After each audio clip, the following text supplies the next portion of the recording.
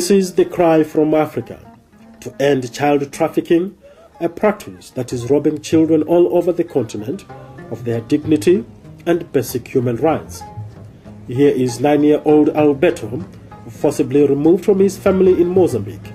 He is your modern-day slave, employed at NAS Building Center in Mpumalanga, South Africa, to push a trolley loaded with groceries, mostly for women shoppers, going to a taxi rank, a public transport area.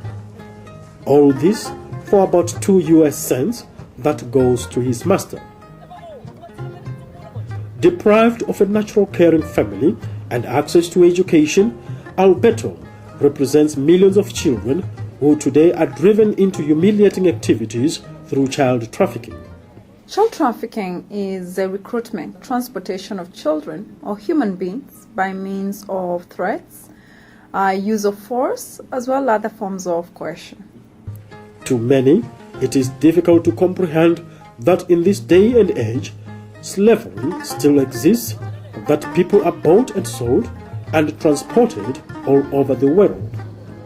However, it is believed that slavery is more common today than at any other time in world history. Every country, rich or poor, is affected by this form of slavery. Such a hidden nature. It's a hidden nature that it's not something that is done in public. And it's also done at individual levels. And there's lack of awareness of what child trafficking is. Most of the time, children are forced and told not to tell their parents. Most of the other times, they're enticed by told that there are good things outside the country or in another part of the country. Because of its clandestine nature, human trafficking is the second largest organized crime in the world after drug trade. Over the past decade, the practice has reached epidemic proportions with a global market of around $42 billion. I was recruited by one of my friends, one of the members who acted as if he was my friend while he wasn't. He was just trying his all best to recruit me from the place where I was. I was living in Mozambique since from my childhood till the time where I was recruited from the place.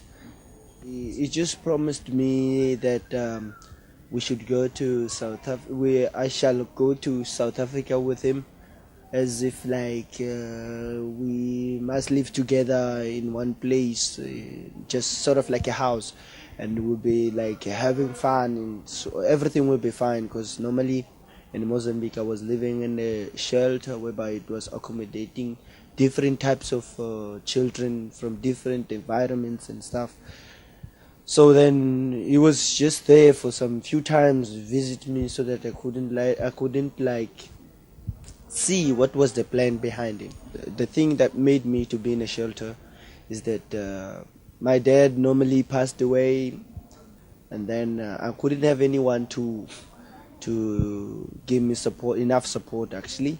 And then the neighborhoods around my community where I was living, they took me to that shelter. I was 12 years old, when those circumstances happened.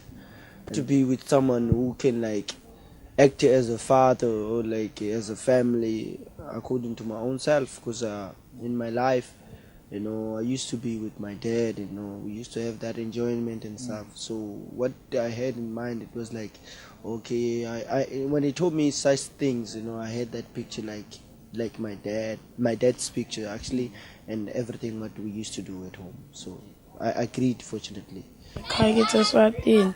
Bona ngathola lomunye maka wafuna emaphoyisa etatongilanda ngiletha la athatongimikisa le ekhaya ngakhululeka ngisuka ngikhumbule ekhaya maka yena sekathi ukuthi mina ngihlala lana ngahlala kahle. This has prompted Plan International to partner with like-minded organizations to launch a campaign to combat child trafficking in Southern Africa. Their focus is on Mozambique, Malawi, Zambia, Zimbabwe, and South Africa.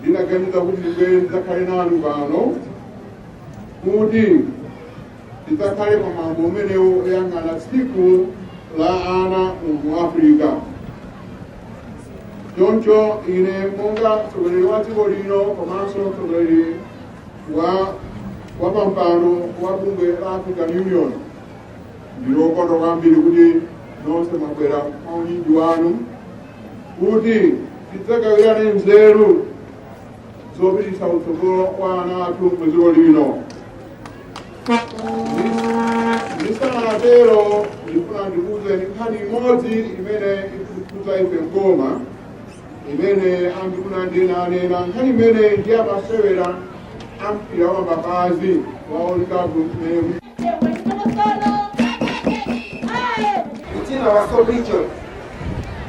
We wish to comment that the issue of child trafficking and illegal migration has become a major source of concern in the sub-Saharan Africa, and in particular, Eastern and Southern Africa.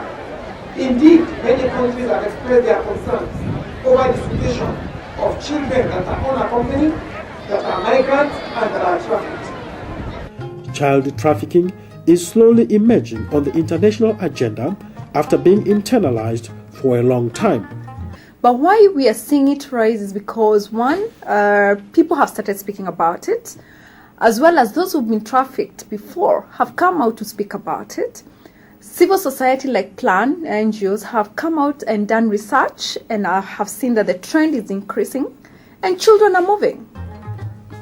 Some estimate that there are 27 million people in slavery worldwide and approximately 800,000 people are trafficked across national borders. This does not include the millions trafficked within their own country. From Mozambique to South Africa, it was revealed by IOM in 2003 that at least 1,000 young women are trafficked from Mozambique to South Africa. In our borders, we put strong measures, and we are asking that the report of child trafficking should be a responsibility of each and everyone. And if we happen to say that the borders are some loopholes, these days the IG, Inspector General of Police, is making sure that he does changes at intervals with the policemen. They're not putting them permanent. When they're having them for 2-3 weeks, they remove them and bring some new staff. This will also help to reduce corruption within the borders when our children are going to be trafficked. Myths such as the belief that HIV/AIDS can be cured through sex with young girls, technological advances such as the internet, which has facilitated child pornography and sex tourism, all add to children's defenselessness. What are the causes of human trafficking? Basically, from the point of view of the source country where people are trafficked from, the economic situation is the main reason. I not only say poverty, because poverty is one of the issues of economic situation in a country. In recent times, we have seen various press reports of some parents trying to sell their children. And we have seen various reports of people who are doing all kind of business coming to tell young people that you can get jobs elsewhere, you can get this kind of opportunity, and they coerce these young people to leave their families, leave their villages in pursuit of opportunities that are not real. Trafficking in humans is said to be at its peak during international sporting events such as the 2010 Soccer World Cup. We're also looking at big events like, for example, previous World Cup and the current World Cup in South Africa, where business ventures are quite heavy, be it on sex industrial, be it on service industrial, and they're trying to look for human to do this work. Women are the victims of this. Children are the victims of this. Reasons because they're being paid less. They're also looking for opportunities to run from poverty, to get some income, and the traffickers are taking advantage of this.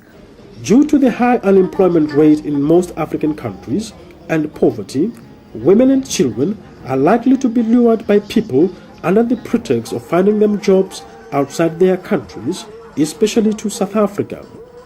The country shares borders with Botswana, Lesotho, Mozambique, Namibia, Swaziland, and Zimbabwe. South Africa has 72 official ports of entry and a number of unofficial ports of entry where people come in and out without being detected along the 5,000-kilometer long borderline. Being a cross-border problem, definitely it means it's an issue that no single country can address on its own. First and foremost, there's need for all the countries to be aware. We need to create a high level of sensitivity to this issue, and each country needs to appreciate that it is a problem and then come up with national programs that will address it, because if individual countries are working and there's no synergy between the member countries, then it becomes a problem. Legislation that makes trafficking in humans a crime exists in most countries, but never implemented. In March 2010, South Africa made its first conviction for human trafficking for purposes of sexual exploitation.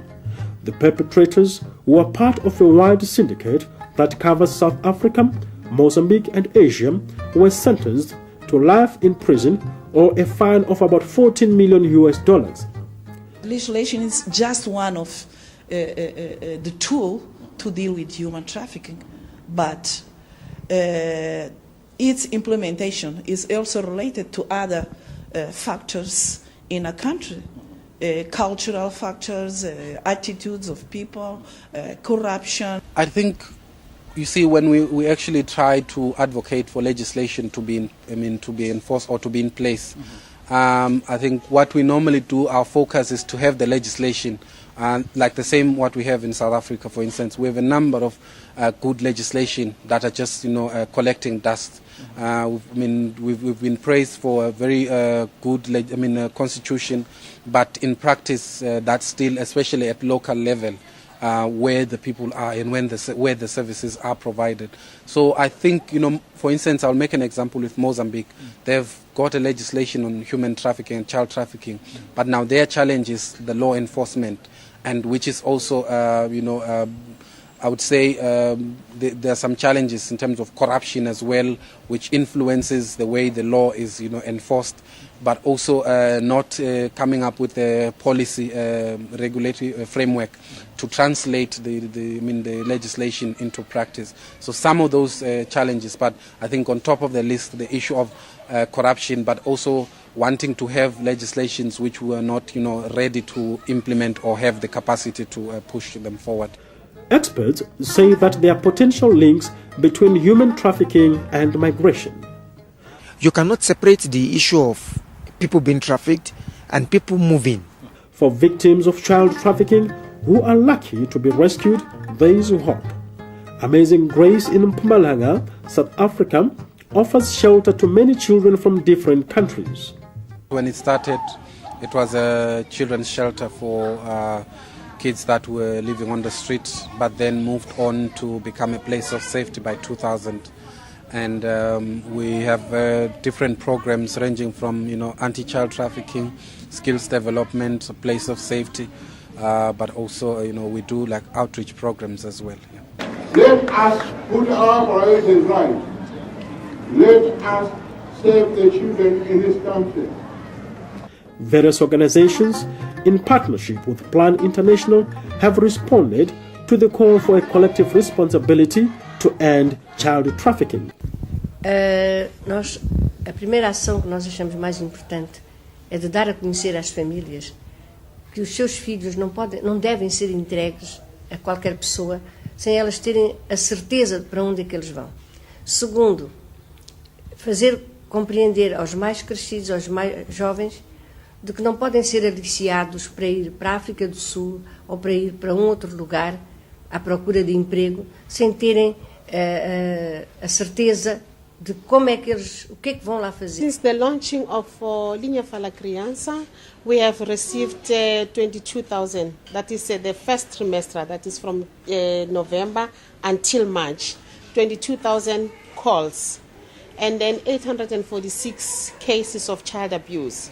It's sexual abuse, physical, emotional, and legal cases whereby the parents refuse to take the responsibility, paying the duties and of children. So these are included, including the child trafficking that is also in the cases. We are doing a number of things.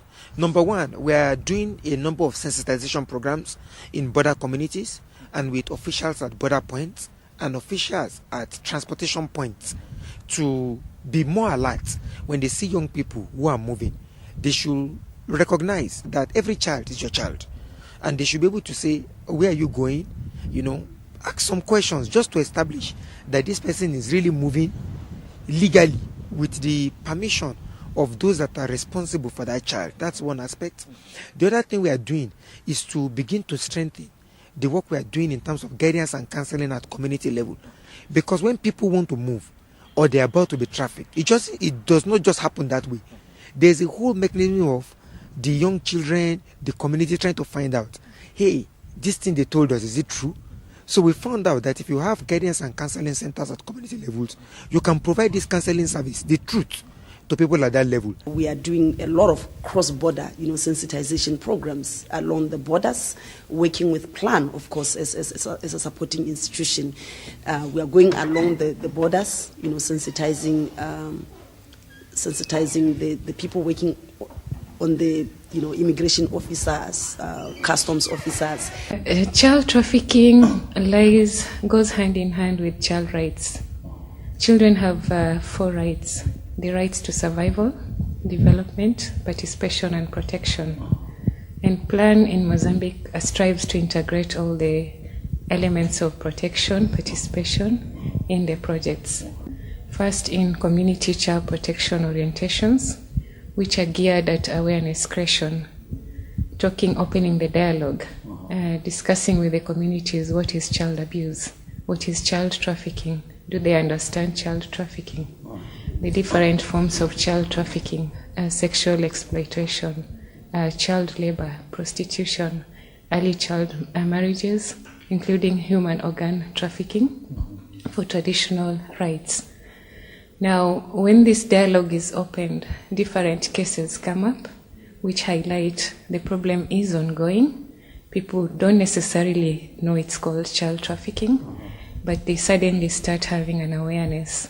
Através da capacitação de redes e organizações da sociedade civil que trabalham na área de proteção da criança e que tem uma componente muito forte sobre proteção contra o tráfico. With campaigns of this nature, there are some successes and challenges. The biggest challenge that we are facing is the challenge of mentality, mindset.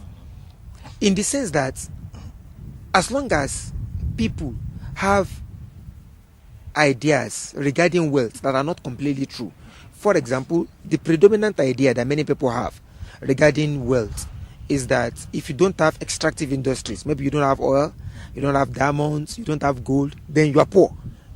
But that's not true, because anywhere you have a human being, in that place there's prosperity, because all the money that we see today, they came from somebody's head, they came from somebody's mind. So it means anywhere there are people, it means there's money there.